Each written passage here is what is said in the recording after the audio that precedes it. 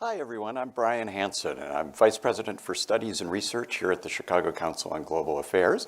And I want to thank everybody for tuning in from around the world, and also thank, in particular, our live studio audience that we have with us in Chicago. Thank you for being here. And I'm really honored to have with me today former Congressman Will Hurd. He served in the Texas 23rd District from 2015 to 2021. And prior to that, he had one of those jobs that you'd see movies about. He was a clandestine officer in the CIA, and also, in addition to that, has significant experience in cybersecurity in the private sector. Will joins us having just released a new book called American Reboot: An Idealist's Guide to Getting Big Things Done. And we're going to talk about some of the big things that he wants to get done in the course of our conversation, both to improve national security as well as our democracy overall. Members of our studio audience and those online, you're both going to have opportunities to ask questions of the Congressman after we get a chance to talk about some of the big themes. So I also ask you to please note that the Council is an independent, nonpartisan, and nonprofit organization. The views expressed here are those of the people who express them. So thanks for being here with us, and let me just dive in. Congressman, so good to have you here. It's a pleasure to be here. I really enjoyed your book, and it's not a typical book, I will say, that is written by a politician. It's very frank in the assessment of the challenges that we face, and also very direct about how to address some of those challenges. And I think one of the things that I learned that was really interesting in the book and that I see throughout is your background and how that has motivated and shaped the way that you engage politically. And if I could ask you to tell a story that you tell in the book, which is kind of that aha moment that you had in Afghanistan that helped you decide you want to go into politics, when you had a congressional delegation who came and visited, and then your experience with that. Sure, and look, thanks for the time. It's wonderful to be here. It's such an important organization in the conversation around national security, and it's awesome to be one of the first ones back with a live audience. So, so that story that took place in Afghanistan, to give some context to it, I'm from San Antonio, born and raised, went to Texas A&M University. My degree was in computer science, and I had never really been outside of Texas in my life. And so I'm walking across campus and I see a sign that said take 2 journalism classes in Mexico City for $425. I had $450 in my bank account, so I go to Mexico, right? And fell in love being in another culture, seeing things I only read about in books. And I was blown away. And so I decided to add international studies as a minor. The first class I took, I had this former CIA tough guy, old school Cold Warrior, tell these amazing stories. And I was like, I want to do that. and I joined the CIA. And everybody's asked, how'd you get in? I was like, well, it's an interview and an application process, right? And so I started when I was 22, right out of undergrad. 2 years in India, 2 years in DC, 2 years in India, 2 years in Pakistan, 2 years in New York doing interagency work, and about a year and a half in Afghanistan where I managed our undercover operations. And so my job was to recruit spies and steal secrets. Best job on the planet. In addition to doing that, I had to brief members of Congress. And I probably briefed 200 members, RSDs, men, women, from all 50 states. And I was pretty shocked by the caliber of our elected officials. And one time, I want to say it was 2008, I'm in Afghanistan, and it's 3:45 in the morning. A bomb goes off in front of our embassy, takes out a section of our security perimeter, and kills some local guards.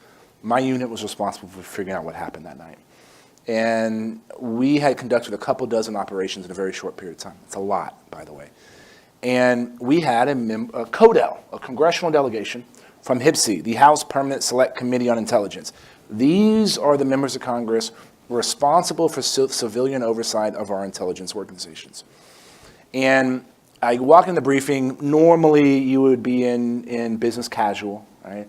I'm kind of in tactical gear. When I was overseas, my hair was longer and I had a bushy beard. My political team always asked me for pictures when I was in the CIA, and I would tell them, I was like, I don't think folks in West Texas want to see me looking like a Taliban, you know? And so I go into the briefing, and I overhear this member say, is the CIA going to cut this briefing short so that we can get to the bazaar to buy rugs? I'm annoyed, but, you know, we go into the briefing. Senior member of this group, after we do our briefing, asked the question, why, again, this is 2008, why was Iran not supporting the Taliban in Afghanistan the way the Iranian government was supporting other groups in Iraq?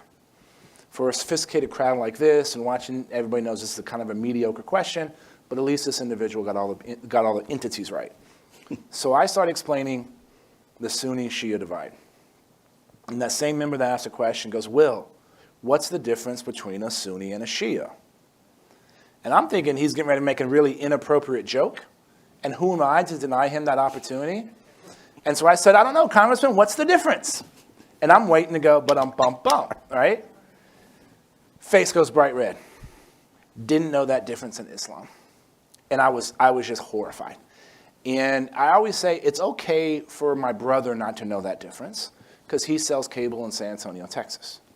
But for a member of the House Permanent Select Committee on Intelligence that makes decisions about sending our boys and girls and brothers and sisters and sons and daughters into harm's way, who's making decisions on how billions of dollars are being spent, to not know that difference in Islam is unacceptable. And there's a number of other stories like that I experienced where I felt like some of these elected officials were doing the opposite and negating what my colleagues and I were putting ourselves in harm's way in order to do. And my mama said, you're either part of the problem or part of the solution. So I moved from Afghanistan back to my hometown and ran for Congress. And now I lost that election that time. I'm glad I don't tell that story anymore. But that's why I ran, because I was frustrated and I felt like I was going to be able to use a skill set in a different way to help the intelligence community. Yeah, and I think that leads very much into this book, because what that story captures for me is that sense of wanting to get things done, believing that the apparatus of government is about solving problems and protecting us, right? So I want to ask you about the title of the book, which is American Reboot. And this too, I mean, right in the intro, it connects back to your experience both in the tech sector, but also your experience in the CIA. Share with us, why did you call it American Reboot? Well, I called it American Reboot. It's a lot of people, all my friends always laugh, because at my core, I'm a classically trained engineer. Right? That's how I approach problems. And because I was a computer science major and knew a little something about computers, my first job in college was in a computer lab. And this was probably the first year most colleges got email addresses. I worked in a computer lab in the athletic dorm, and the volleyball players always had to build a website, and so they would always come in and ask me to help them. And whenever I couldn't get the computer to do something, didn't know what the problem was, what do we all do? Hit reboot, right? And so that's the concept. It's not about it's not about changing the architecture or the operating system that we're operating on. It's getting back to a fresh version, right? And that's why I called it American Reboot, because we need to get back to those principles that have helped make America the country that it is now. And for over 247 years, those principles, as we have evolved, has led to American society being uplifted. So that's why I called it that. And the first story I tell in the book, it's a lesson from the CIA about getting off the X. It's the second thing. So at the farm, what I used to call our super secret CIA training facility, and now it's on Google Maps. The second lesson you learn is get off the X. The X is the location where something's going down. And the last place you want to be where something's going down is where it's going down. So move. Get off that X, right? And I open the book with a story about I made a mistake and almost got dragged out of a car and beaten to death. And I equate that to a moment where we are culturally, politically, internationally, where we're incapable of getting big things done, and that we have to do something different, and this moment that we're in, we got to get off of it, and there's a better way to do things. And so that's how I try to outline those things that we need to do, and then how can we do it. And I decided to write the book when I finally came up with the idea, how about tell those stories and those experiences that I had that led me to these conclusions. And so that's what I try to do. And I've been fortunate. I've been an undercover officer in the CIA, literally the best job on the planet, like so fun. And working on the most important national security issues of the day, to represent my hometown in Congress was, in an awesome part of the state, was great. And then the experience in building a cybersecurity company and advising businesses, to be able to take all those experiences I've been fortunate to have and say, hey, let's do things a little bit different because we have to. Because why? I want to make sure the rest of this century stays the American century. And that's not a fait accompli. Right? That is not guaranteed that is going to potentially happen. And that means we got to start doing something now. And one of the arguments you make is that it's not an accident that that's not necessarily going to happen, and we aren't on a good trajectory. And one of the things I appreciated about the book is you're really frank about your diagnosis and what you see as the problems. And so what do you see as some of the key issues? Sure. Look, I outlined 5 what I consider generational defining challenges. And this is not just about America recognizing our best selves. This is about America recognizing that we are in a geopolitical competition with a peer potentially superior, and that's the government of China. And that is clear. The Chinese government, and I'm clear when I say Chinese government. The issue is not with the Chinese people. The issue is definitely not with Chinese Americans. What our Asian American brothers and sisters have been dealing with, the hate directed at them, is just completely unacceptable. But the Chinese government have said they're trying to surpass the United States of America as a global superpower. That's not my opinion. That's not me laying in bed at night pondering the world or collecting intelligence. This is what the Chinese government has said about themselves in English. And they're going to do this, and they're going to achieve this goal by being a global leader in a number of advanced technologies. Artificial intelligence, quantum computing, 5G, hypersonics, biotech, space. There's about 14 of them.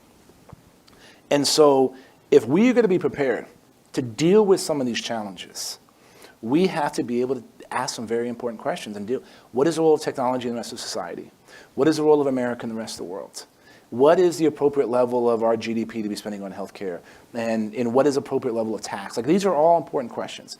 But we can't talk about those big things because our politics is getting in the way. Because we are using these issues as political bludgeons against the other side rather than solving the problem. And both parties are talking to the extreme edges of their party rather than the middle.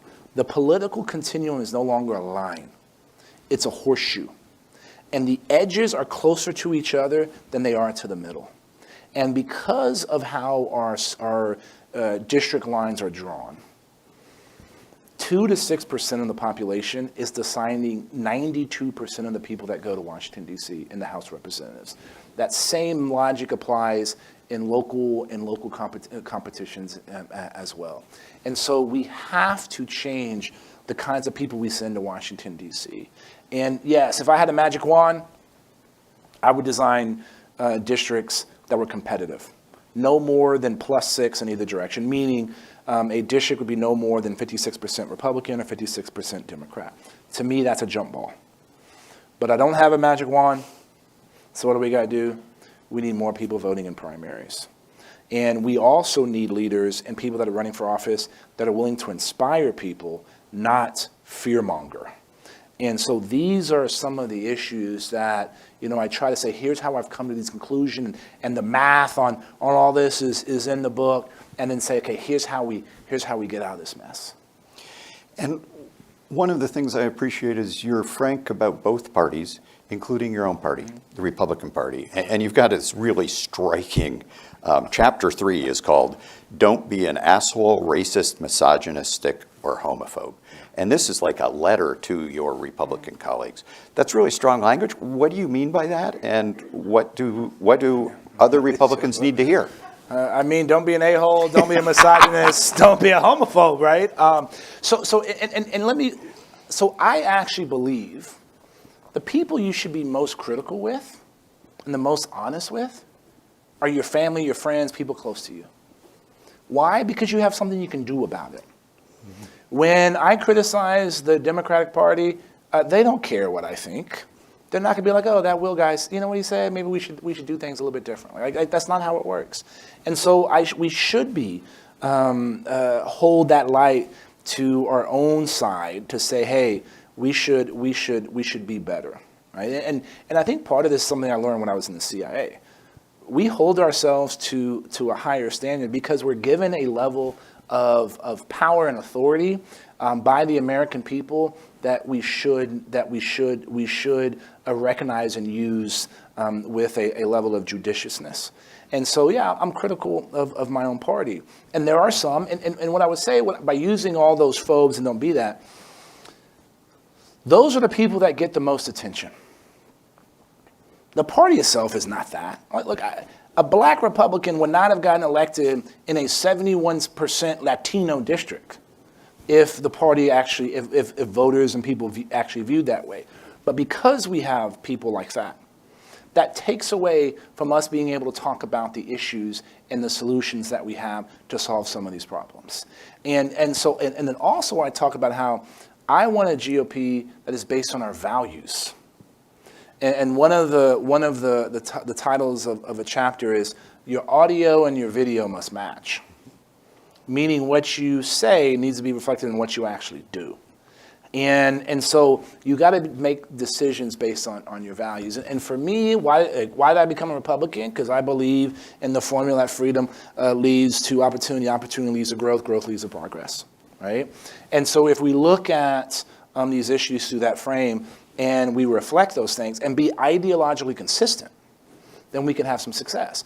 Why have we seen an erosion of trust at every level of our society? Government, academia, really business is one of the few places left that the public has a positive view of because they're delivering a product or a service at an appropriate time. Why do we have an erosion of trust in different places? Is because that audio and video hasn't matched. Is that you say one thing when one other group's in power and you do something else when your own side is in. And so I think that's one of those areas where I talk about, and the first section of the book is about the GOP because that's the party that I identify with and that's the party that I want. And everybody should care. Republicans shouldn't just care about that. Democrats should care, independents should care, people that don't vote care, because we need two strong parties in order to actually have a competition of ideas to solve some of these problems. We can all have our own perspective, but to get to a solution, we need to have this collective conversation and arguments and debates, and that's why both sides should care about what's happening in both sides of the party. And one of the criticisms that you make of your fellow Republicans is the role the Republican Party has played with disinformation in the United States. What do you see going on there and why are you concerned?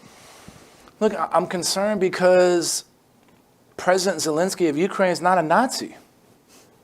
I'm concerned that the 2020 election was not stolen, it was lost.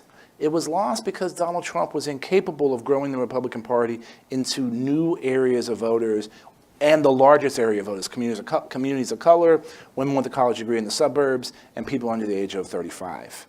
That's why that happened, right? That's why the election was lost. Donald Trump lost the White House, he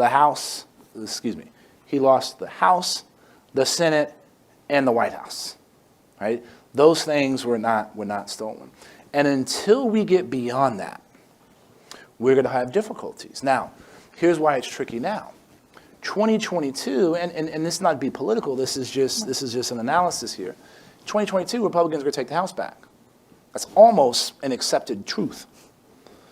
Likely to take back the Senate. So how can all of these things be true at the same time? And my fear is, with that power, we're going to waste it. And so that prevents us. So that means in 24, the pendulum's going to swing the exact other direction. And these swings every 2 years is not helpful and healthy for the country. When you look at all the major pieces of legislation that we know by name, Civil Rights Act, Voting Rights Act, the Clean Water Act, the Americans with Disabilities Act, the First Step Act, the Every Student Succeeds Act, all of these bills, they were done with different parties in control. It was never one party in control of all branches of government. And so this notion that's kind of crept in the last 30 years is that one party has to control all parts of the government in order to get big things done. No, that's actually the exact opposite of how historically things have been able to be done. Now, I want my side and my philosophical beliefs to be the ones that's driving this conversation over the next 10, 12 years, and that's why I put some of these ideas forward. But that is what I think is healthy and why I talk about these issues. Very good. There's more we could unpack there, but being a global affairs organization, I appreciate that about 40% of this book focuses on global issues. And you set up earlier why you see this as so important, right? We're competing over the future of the world, including what that world's going to be like and our role in it. And you have a phrase in this when you characterize your foreign policy approach, which is that you want our enemies to fear us and our friends to love us. What does that mean, and how does that translate into a foreign policy approach? Sure. So let's take Ukraine as the example. President Zelensky keeps asking us to say we're not doing enough. That means our friends are, look, he's thankful for what we have done, but he thinks there's a lot more that can go to help him do his job. That's not being loved. That's our friends being disappointed with us. Vladimir Putin was not afraid to go into Ukraine because he didn't think anything was going to happen. That means our adversary was not afraid of us. And so that is, look, and there's examples, and I can go to the last couple of minutes, all the administrations, where everybody got this wrong. And it starts with, who are your friends, who are your enemies? We got to be clear on that. It sounds so basic, but I could say President Obama got that wrong, where he treated Israel as our enemy when they're our friend. Donald Trump treated Japan, South Korea, Mexico, and Canada as our enemies when those are our friends, right? This is something that a lot of administrations have ultimately got wrong. We need to be increasing our posse. NATO is important. 70 years of peace and prosperity, 72 years of peace and prosperity in Europe has been beneficial to us. We were able to have a trading partner that has led us since the 40s to create 50% of GDP between the US and Europe. So those alliances matter. The only way we're going to be able to compete and outcompete China is with our friends. The Chinese government the Chinese economy is going to be bigger than the American economy, if it not already isn't, right? Because some economists think that the Chinese economy surpassed the American economy in the last couple of months. They're bigger than us. They have more people. This was never the case when we were in a Cold War with the Russian government. Russia was smaller. The economy was a lot smaller than ours.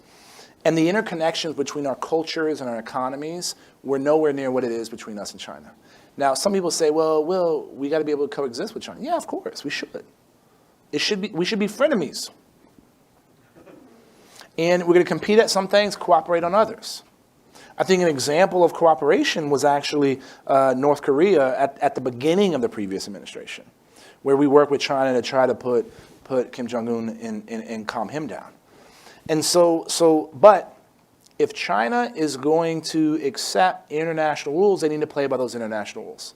So we need to be able to compete on a level playing field, knowing the rules. And they're not playing by the rules. And the only way to enforce the rules is to make sure that we have a lot of friends that are willing to deal with that. So that's what I talk about these issues. And we can't be afraid of the use of our power, whether it's our soft power or our hard power. And so that's kind of how I frame, when I think of foreign policy. And when you look at decisions, is a decision going to make our friends love us and our enemies fear us? And if the answer is no to both of those, we might need to rethink what that policy may be.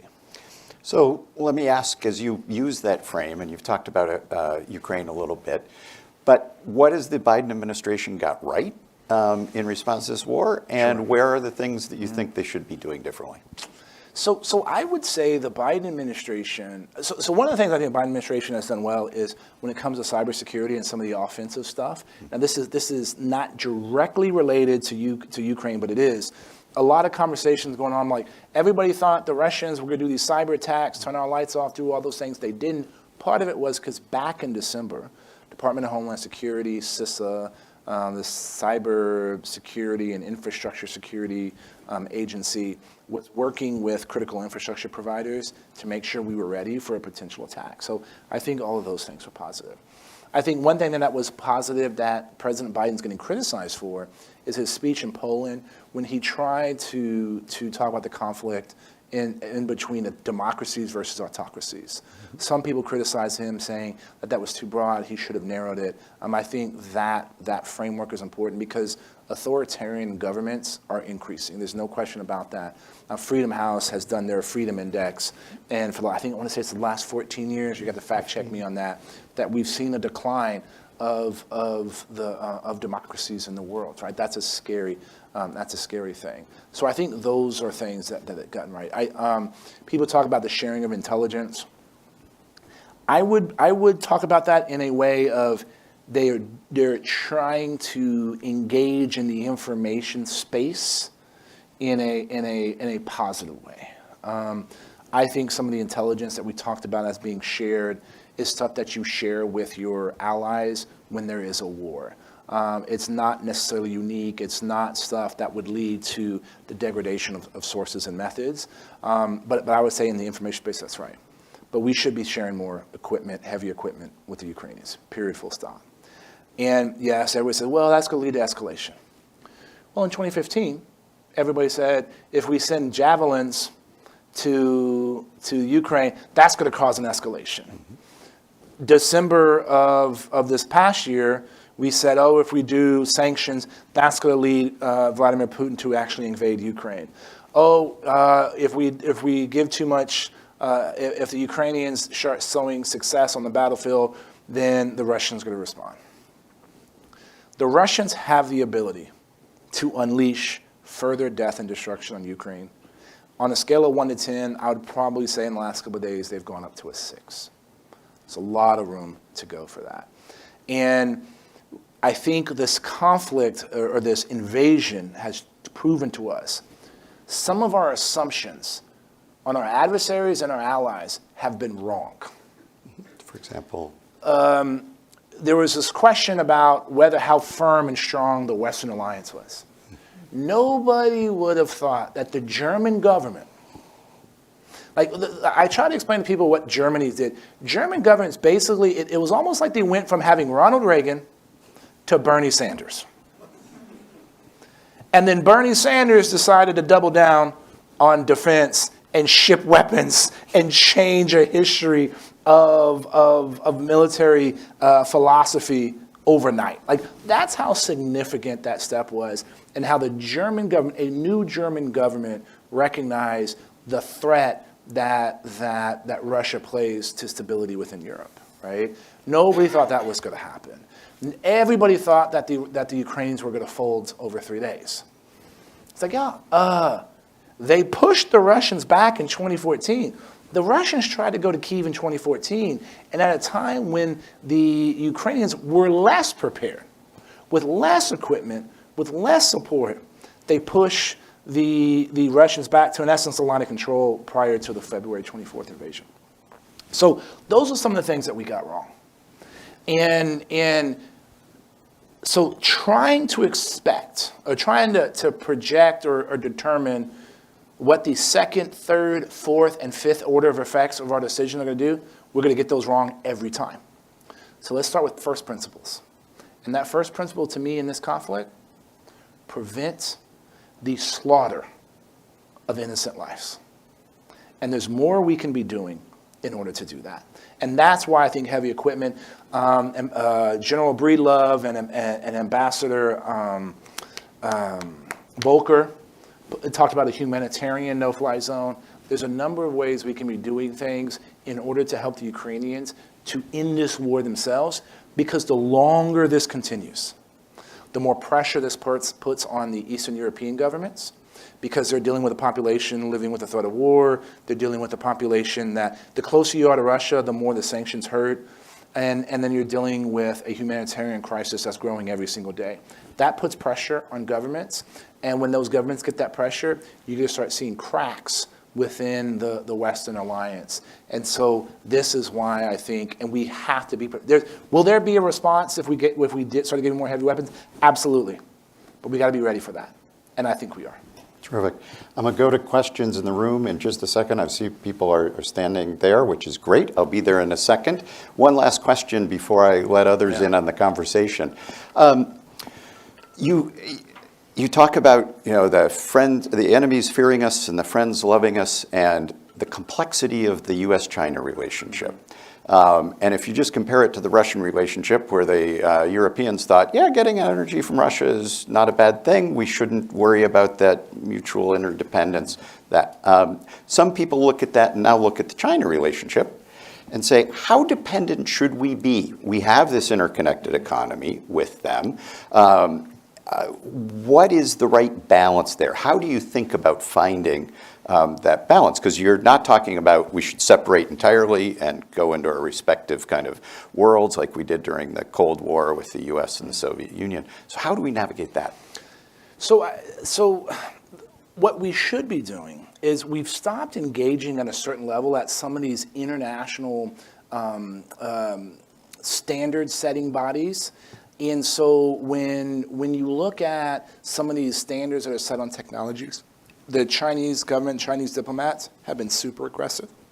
So some of the rules, the international rules, favor Chinese companies because we've in essence been lazy. When you look at the Chinese Belt and Road Initiative and the number of countries that they're working with and providing these kinds of support. Now look, they're leading some of these countries to debt traps, and some of these countries are not liking the consequences of these issues. Why do we not have a national economic security plan that focuses the efforts of USAID, of State Department, of the new OPIC? I always forget the name of the new OPIC. And also some of the philanthropic organizations that are providing aid overseas. Why do we not have a common strategy that fits within the broader national security strategy? So we know how all of these things are working, and we know what our goals in these countries are. And let's start with the Western Hemisphere, right? Let's start with our own backyard. Doing that would alleviate some of the pressures we're seeing on our southern border. There's so many positive ways. So that's how I would think about what our role is. And then we need to make sure that on technologies like artificial intelligence, it's Western values that drive the development of these tools. Because guess what? The Chinese don't care about civil liberties. We know that. They've putting their ethnic minority population, the Uyghurs, in internment camps and concentration camps in Xinjiang province. We know how they're using this technology in order to stop out opposition to anything that they're doing. So we want to make sure when these tools are developed, they're about openness, they're about freedom, they're about fairness. And so that's where, if you're going to be using facial recognition to buy food at a grocery store, I want it designed by our philosophy, not this Eastern philosophy. And that requires us to work with Europe and many of our other adversaries. So that's how I look at allies. Our work with our allies, compete. An authoritarian government can get somewhere first. If anybody questions me, look at the space race, right? But why were we able to surpass the Russians after the Russians had like 9 firsts, right? First person in space, first animal in space, first sub-level flight. Like there were so many, and then we got to the moon first because entrepreneurship, creativity ruled the day. So I'm gonna always bet on that. And that's what we have to double down on. By the way, In order to achieve these things, the public sector and the private sector have to work together. Terrific. I need to work together with our audience. Yeah, sure. Sorry, I'll please, keep my questions. with the first question. Hello, my name is Diane Greenspan, and you have spoken about competing and about sharing. And I am wondering if anybody at all is thinking about how we get to the level that we should be at, because I fear for our education system right now. And we see on the news that our children are doing poorly because they haven't been able to learn virtually. Sure. They have had so many changes in their lives. But I really think that we need to combine ideas from state to state and from federal to state and try to figure this out immediately, because we will not have the leaders of the future. And so many kids are diagnosed with ADD now for whatever the reason. And I just think it's sad. I went to a very competitive high school a long time ago, and the numbers of kids going to college is dwindling. I don't think people understand that college is just not a place to learn. It's a place to socialize. It's a place to learn about others. And it's so much deeper than just going and taking courses. Look, Diana, I agree with you. We have income inequality because we have education inequality. And so we need to be making sure that our kids are ready for jobs that don't exist today. To me, look, I can take this answer in a number of different ways. This is a super complicated question. One, we should be introducing coding into 7th and 8th grade. Every middle school, every kid should be introduced to coding. I learned how to type in 7th grade. Right? My Gen X, if you didn't know how to type, you weren't getting a job. Right? And so why are we not having something that's as basic as coding that's going to impact every single industry and gives you a way to thinking? And that's one. Two, why are we teaching our kids the same way we were all taught? I know things have gotten a little, different ways of providing information and materials, and so I think competition in education is important. I'm a proud product of public schools, but I also think competition in schools with charter schools is important. Also make sure public school leaders have freedom and flexibility similar to charters. And when you look at some of these math and science scores, these international tests, Americans, I don't even think we're in the top 30%, the top 30 anymore. That's scary, but you're right. Education is a national security issue. I don't think it necessarily needs to be the federal government setting these policies for everybody. I think we have 50 labs called the states that should be doing different things, and every state should be learning some of the best practices from each one of those so that we make sure our kids are ready for jobs that don't exist today. But thanks for the question. I agree, but I also think the federal government could have standards, not necessarily, trying to make things happen, but at least have standards, like you say, the coding and other skills that every kid needs to have before they graduate. A fourth grader in Texas should be able to do the same math problems a fourth grader in Illinois should do. But so there is a federal government role. I didn't mean to imply that there wasn't, but yeah, good point. Terrific. Thank you. Let me invite the next questioner. Congressman Bryan, it's good to be with you both. I've really been impressed, Congressman, with what you've said, but I'll be quite blunt. What would you say to someone like me who is more of a moderate to liberal, maybe back in the way back, a Rockefeller Republican or a George H.W. Bush Republican? What would you say to someone who's basically given up on the GOP?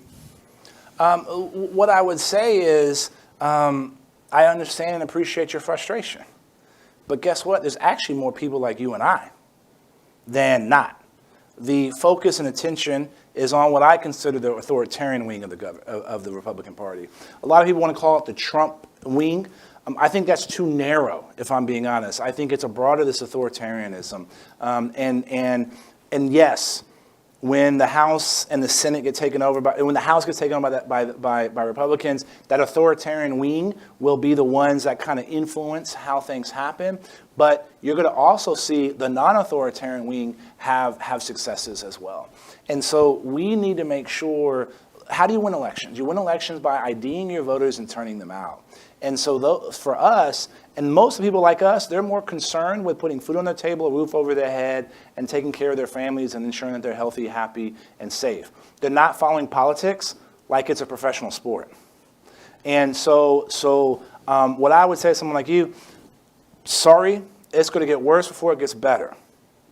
However, There's a lot of people that are sick and tired of what's going on, and there's actually opportunities to grow the coalition of what I like to call normal Republicans. And so we got to be able to band together, and we're going to have to deal with some silly stuff and some stuff that's dangerous as well too.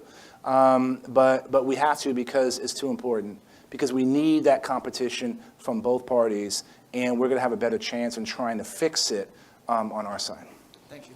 Terrific. Sure. I'll invite the next person in and just ask you to identify yourself and also keep your questions brief so we can get as many of them in as we can. And I'll keep I'll tighten my answers. I apologize. I'll be quick. My name's Aaron Masliansky. Great to be here, by the way. My question is, in terms of foreign policy, we've typically, since World War II, had a consistent foreign policy, which other governments could be, know what we're doing. And then we've had a lot of changes over the years. How do we negotiate treaties and other things when we may have shifts radically back and forth? This is why you can't do some of these things by executive action, right? Now, part of it is done by executive action because of the speed. But when you do that, that's why you get to swing back and forth, because the next executive that comes in can do the exact opposite. And so while it will slow down the process and complicate it, I do believe that the president should be consulting with the Senate on more of these engagements, even though you can make an argument that this is not technically a treaty or whatnot. So that's the real answer. And you're absolutely right. One of the ways you make sure your friends love you is make sure your friends know that you have their back, and that it's not going to change from administration to administration. And it's a difficult problem. Unfortunately, this isn't going to change because we used to not argue about foreign policy, but now everybody uses every opportunity to create contrast and try to get some hit on Twitter or cable news. So I wish I had a rosier perspective, but the solution is simple, but it's not easy to execute. Thank you. Terrific. Next question, please. Congressman, thank you for being here. My name is Falak Shah. My question has to do with something that you've touched on from several different points of intersections.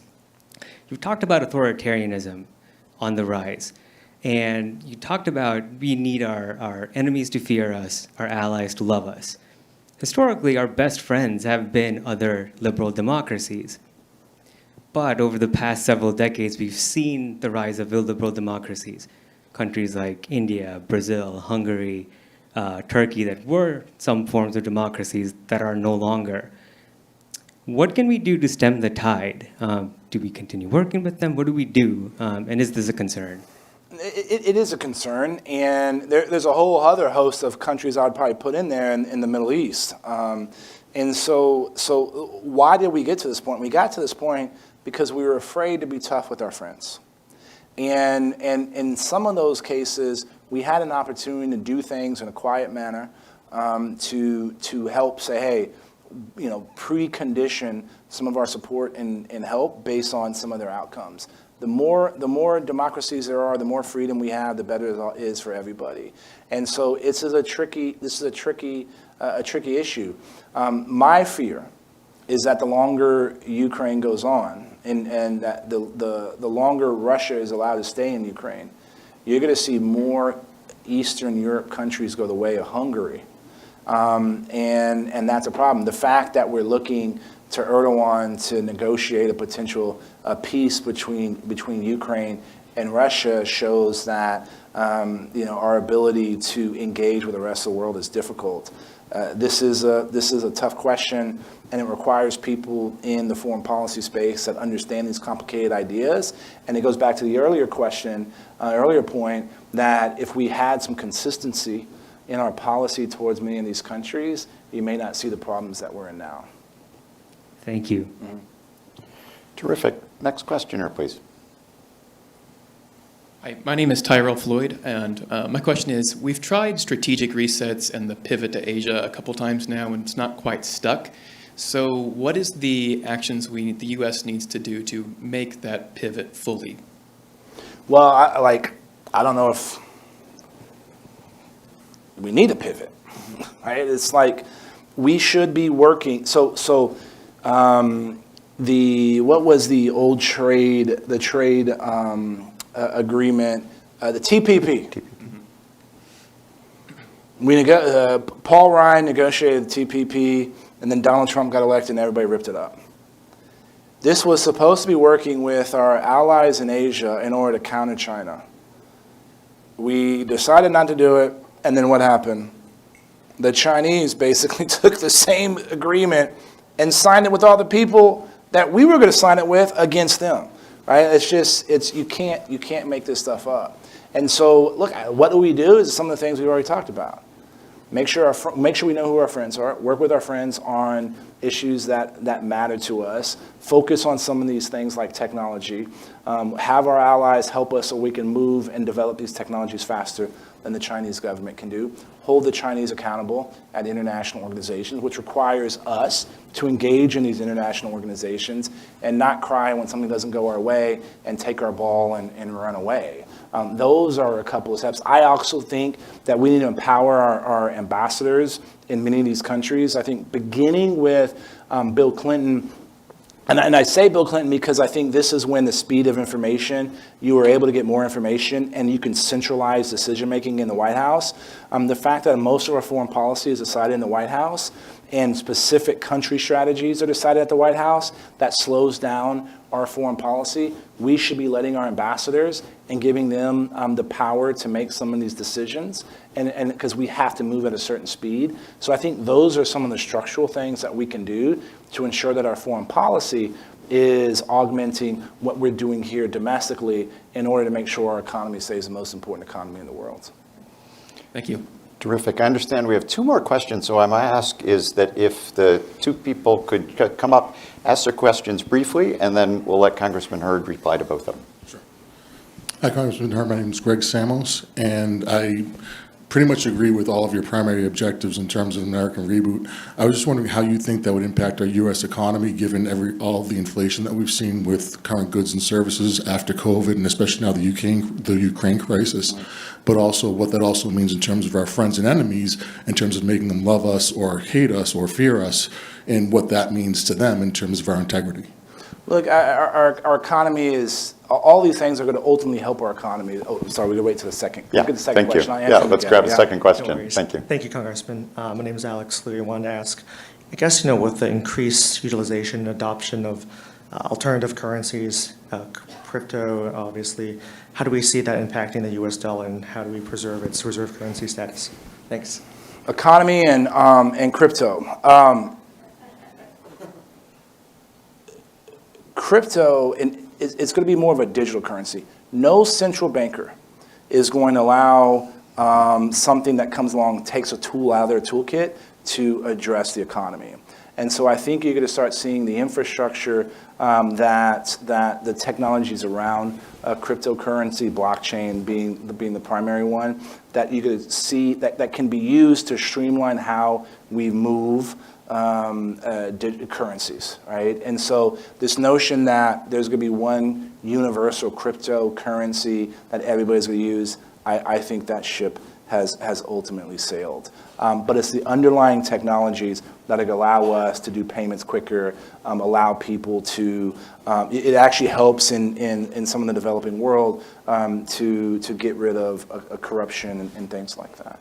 And so all of these things that I talk about are in line with what I think is a philosophy for domestic policy, which is primarily our economy.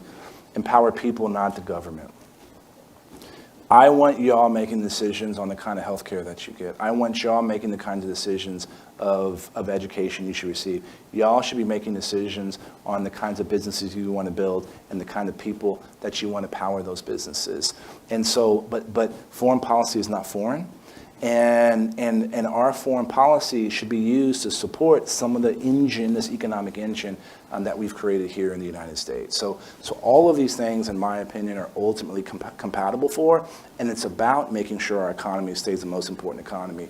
And we do these things now, we can make sure that the recession that many are predicting are going to happen, that is not as long as it can potentially be. And I'll just end with this. one of the things I learned about researching this book, we always refer to America as the experiment. This experiment we call America. That's a line I've always used. And then I realized, like, why do we say that? Because it actually was an experiment. There was no other democracy when we created one. The next democracy wasn't created until 60 years later, and it was Switzerland. There are only 14 democracies that have been more than 100 years, that are more than 100 years old. We believe in and accept and take for granted that the system of government that we've corrected and perfected and are always trying to improve does not mean it's always going to stay here. Ronald Reagan said, we're one generation away from potentially losing it. And so talking about these issues, focusing on these things is about making sure this experiment we created that has helped the uplift of American society and American economy become the envy of the world after 247 years, that for the next 247 years we continue to uplift not only America, but uplift the rest of humanity. This is our responsibility. This is the opportunity that we have because of where we are in this world and where we are at this time. And when 72% of Americans think the country's on the wrong track, a feeling that has been growing over the years, it's time to do something else. And that's why I think we get off the X, hit the reset button, and this is what's going to help us get back to that fresh operating system, those principles and those theories that have made America the greatest nation on the planet.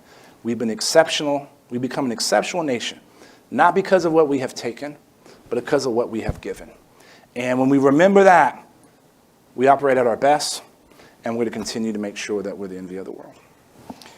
Congressman Will Hurd, I want to thank you so much for this conversation. It's been really fascinating and deeply important. And I also want to thank our live audience here in the room and those of you who are online. Thank you for tuning in.